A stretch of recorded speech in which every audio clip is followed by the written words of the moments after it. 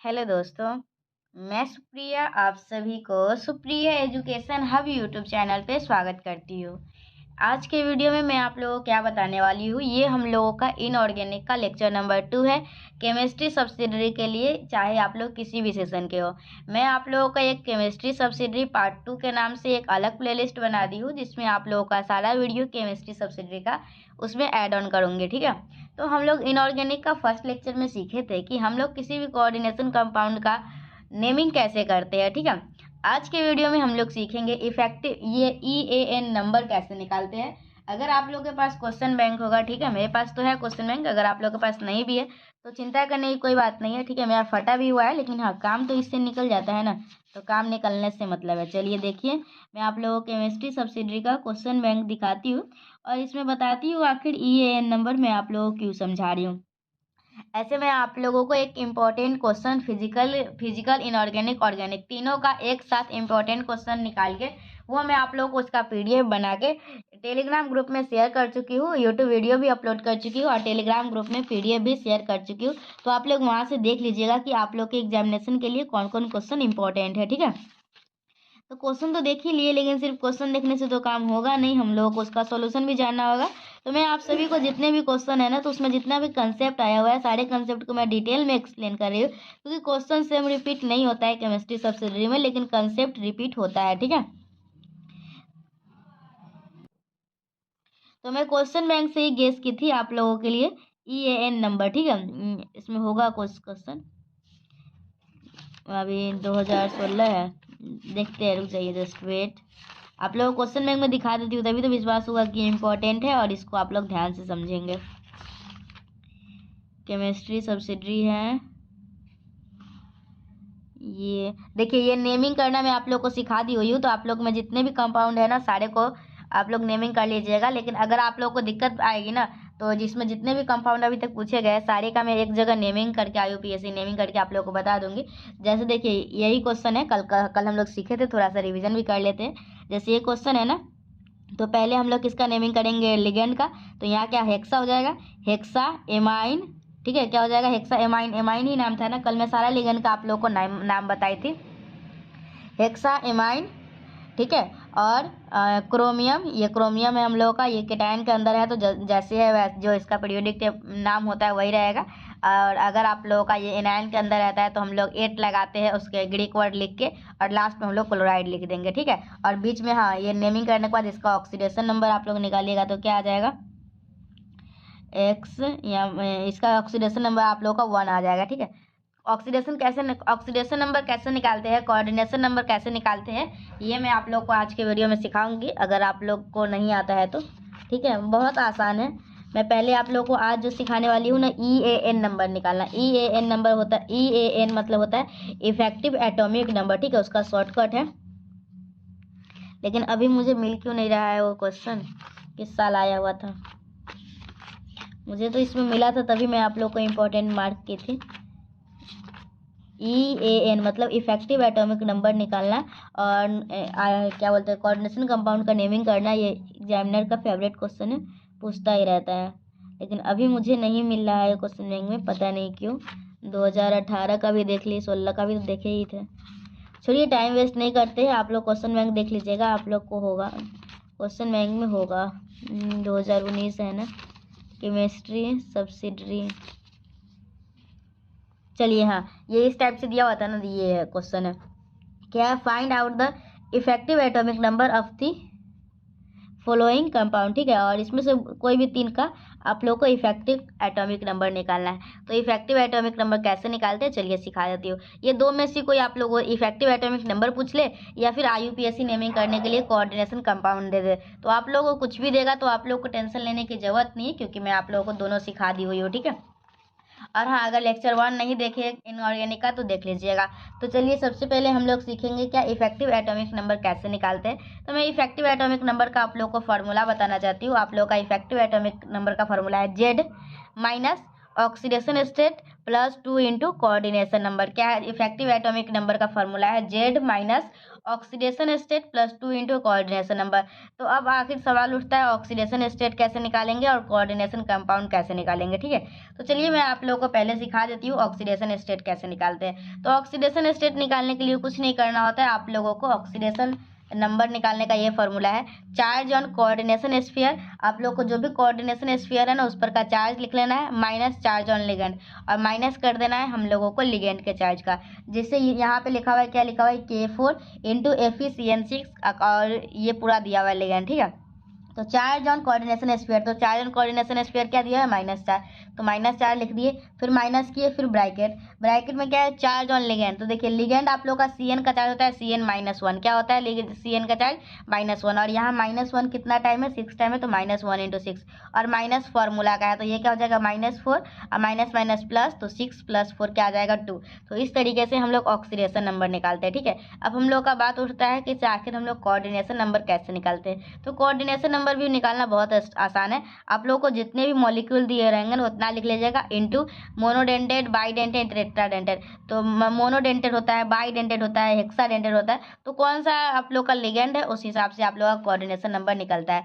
तो जैसे यहाँ पे आप लोग देख सकते हैं, मैं किसका बोलूँ आप लोगों को निकालने के लिए कोऑर्डिनेशन नंबर। चलिए मैं आप लोगों को इसी का बोल देते हैं। ठीक है, इसका नहीं बोलते हैं, इसका इसका आप लोगों को कोऑर्डिनेशन नंबर निकालना है। तो कुछ नहीं करना है आप लोग को। देखिए सबसे पहले यहाँ CN कितना है, 4 है, तो 4 लिखेंगे। ठीक है, 4 इंटू, अब देखेंगे हम लोग CN जो है वो मोनोडेंटेड है या क्या बोलते हैं बाईडेंटेड है या क्या है। तो CN आप लोग का मोनोडेंटेड होता है, तो 4 इंटू 1 करेंगे तो इसका इस कंपाउंड का आप लोग का कोऑर्डिनेशन नंबर 4 आ जाएगा। ठीक है, कोऑर्डिनेशन नंबर जो भी लिगेंड जितना रहेगा उतना, और इंटू लिख देंगे। अगर मोनोडेंटेड है तो 1 से मल्टीप्लाई, और आप लोगों का बाईडेंटेड है तो 2 से मल्टीप्लाई, और हेक्साडेंटेड है 6 से मल्टीप्लाई। इस तरीके से हम लोग देख के करते हैं।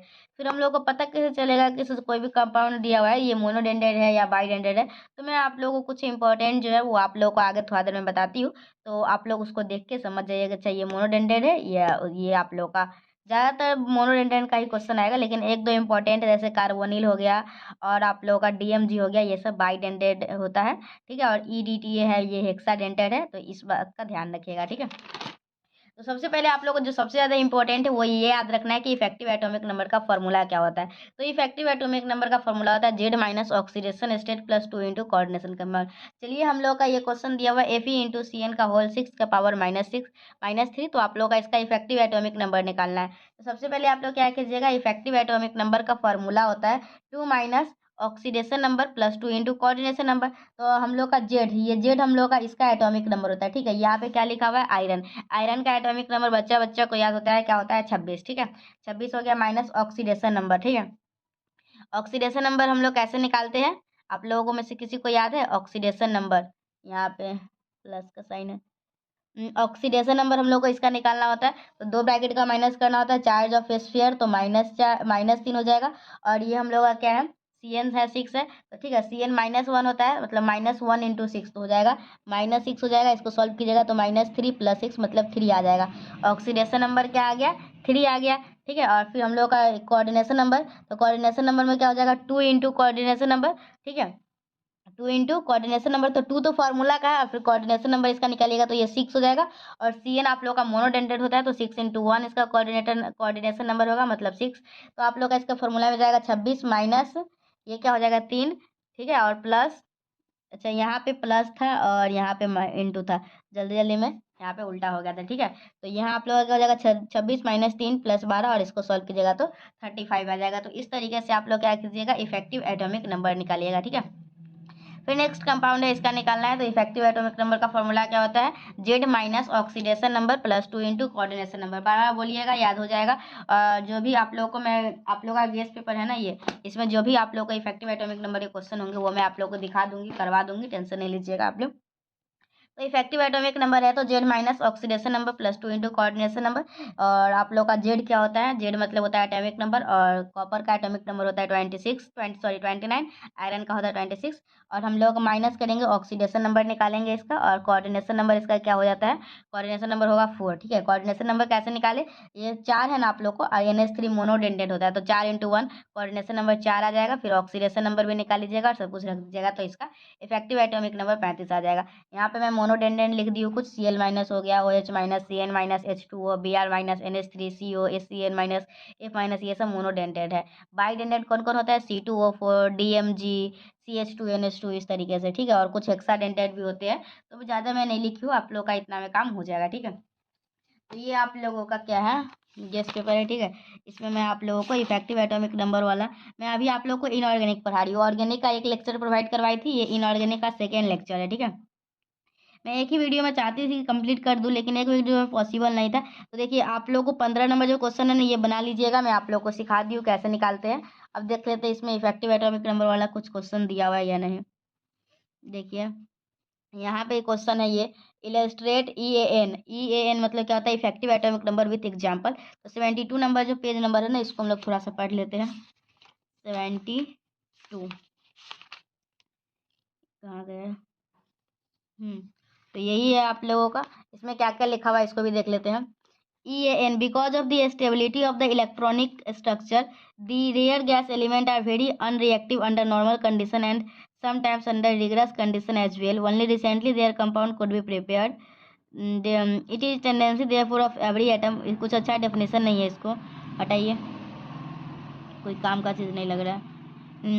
यहाँ पे आप दिया हुआ है इसका, इसमें कुछ और फार्मूला दिया हुआ है, लेकिन मैं आप लोग को जो फार्मूला यूज करने के लिए बताई हूँ ना, वो एकदम सही है। टेंशन मत लीजिएगा कि फार्मूला गलत होगा, इसमें तो कुछ और है, किसी और टाइप से बनाया गया। तो आप लोग के लिए जो सबसे इजी तरीका था ना, वो मैं आप लोग को बताई हूँ, उसी तरीके से आप लोग बनाइएगा, और वो आप लोग का बिल्कुल सही है। मैं आप लोगों को एक एलिमेंट सब खोज रहे थे कि मिल जाए, तो उसमें से आप लोग को एग्जाम्पल करवा दूँ। और इसमें भाषण दिया हुआ था। गेस्ट पेपर का लैंग्वेज जो है ना, वो आप लोग को समझने में बहुत दिक्कत होगा, इसलिए तो मैं आप लोग को हल्का करके लाती हूँ। ये नेमिंग वाला हो गया हुआ है, और ये नेक्स्ट वीडियो में मैं आप लोग को ये भी सिखाऊंगी कैसे हम लोग डायग्राम बनाते हैं, बहुत मजा आएगा आप लोग को। देख लेते हैं इसमें।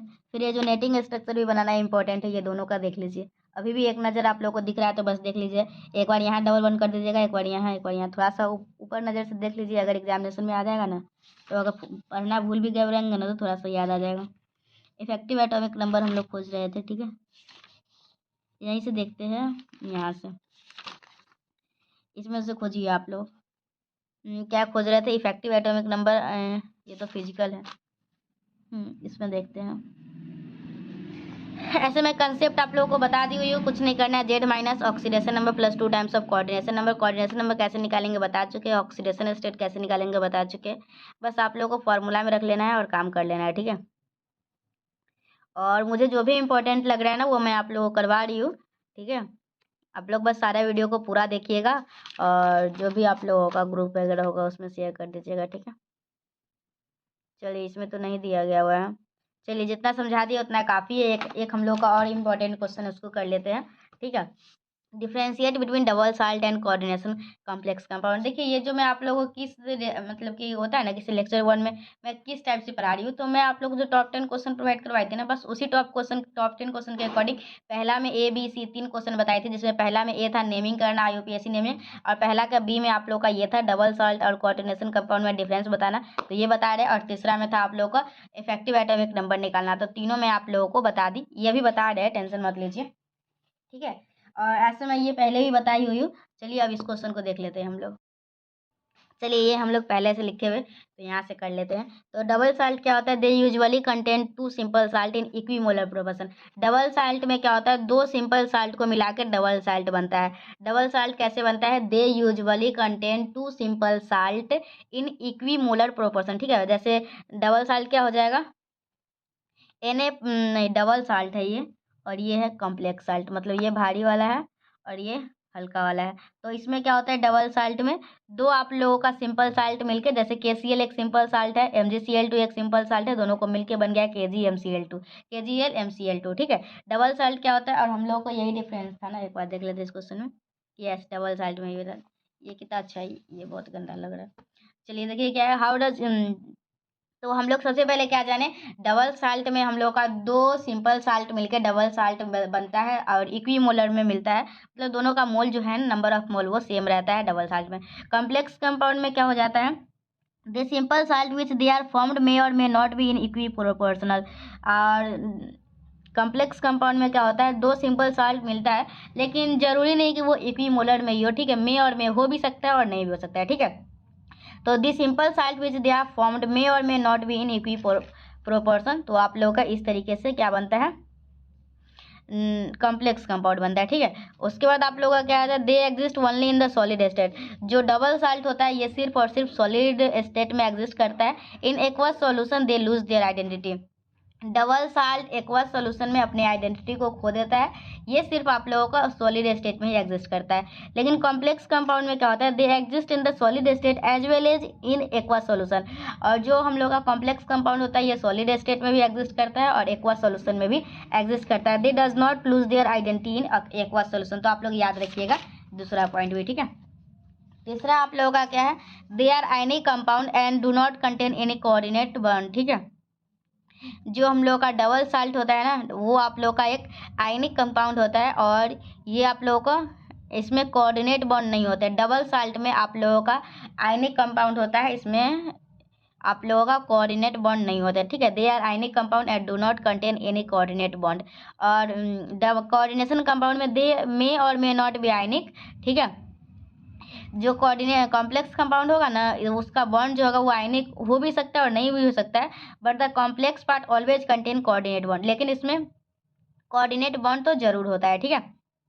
फिर आप लोगों का नेक्स्ट क्या है, इन अ डबल साल्ट, देखिए फिर आप लोगों का क्या है, डबल साल्ट में क्या होता है, in a double salt the metal show their normal valency. Double salt में मेटल जो है वो नॉर्मल वैलेंसी शो करता है, लेकिन in a coordinate compound the metal ion satisfy its two type of valency called primary and secondary valency. लेकिन coordination compound में दो टाइप का वैलेंसी देखने को मिलता है, एक होता है आप लोगों का प्राइमरी वैलेंसी और दूसरा होता है आप लोगों का सेकेंडरी वैलेंसी, ठीक है। तो ये आप लोगों का कुछ डिफरेंस था डबल साल्ट और कोऑर्डिनेशन कंपाउंड में, जो कि मैं आप लोगों को बता दी, ठीक है। तो इस तरीके से मैं आप लोगों को 1 का ए और 1 का बी 1 का सी कंप्लीट होता है। इनऑर्गेनिक का सेकेंड लेक्चर है ये। इनऑर्गेनिक के थर्ड लेक्चर में हम लोग बाकी का क्वेश्चन भी करेंगे। आई होप आप लोग आज का वीडियो एंजॉय किए होंगे। अगर एंजॉय किए वीडियो को तो लाइक कर दीजिए, चैनल पर न्यू होंगे तो सब्सक्राइब करके बेल आइकन को प्रेस कर लीजिएगा, ताकि आप लोग को आने वाले सभी वीडियो का नोटिफिकेशन टाइम से मिल सके। और केमिस्ट्री सब्सिडी पार्ट 2 का ये सबसे अच्छा लिस्ट बनने जा रहा है, जो कि हर सेशन के स्टूडेंट को मदद करने वाला है, ठीक है। चलिए, थैंक यू, बाय।